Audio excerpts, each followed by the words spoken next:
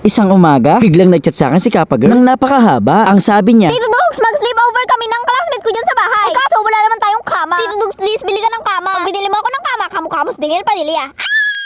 ganitong kama pala ang gusto ni Kappa Girl. Simple and cute. Dahil mabait akong tito at honor naman si Kappa Girl, yes, order tayo ng kama. At after 3 days lang,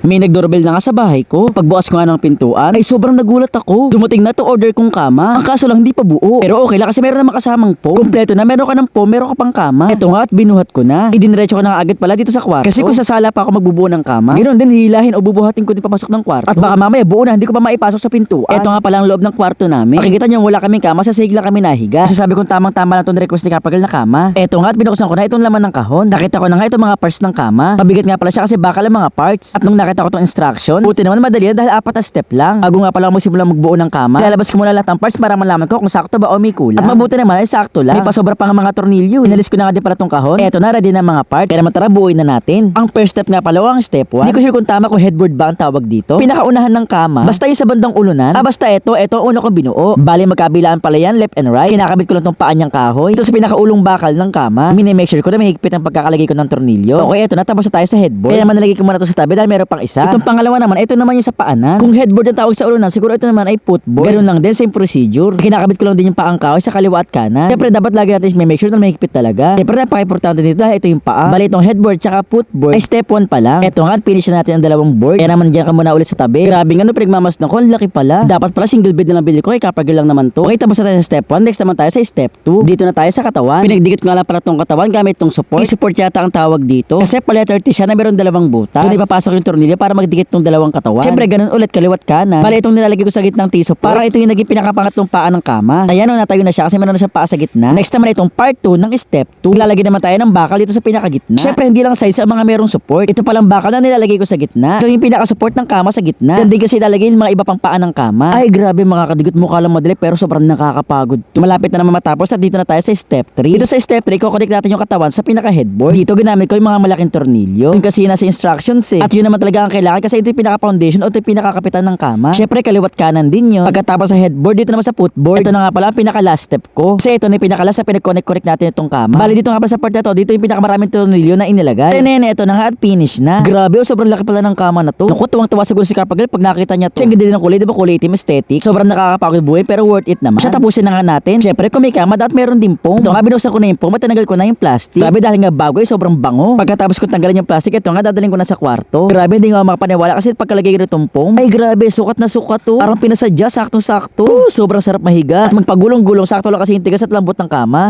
Parang sarap magpahinga, grabe. Napagod ako sa pagbuo ng kama. At syempre, para mas matawa si Kappa Girl, naglagay na nga pala ako ng punda. Naglagay na rin ako ng una na kulay pink. At ang teddy bear niya, nakapibara. Mga kadugot, tanong ko lang. O ikaw si Kappa Girl, matutuwa ka ba sa regalo ko sa iyong kama? Yes or no? So yun lang. Thanks for watching. Bye-bye. Pahinga muna ako.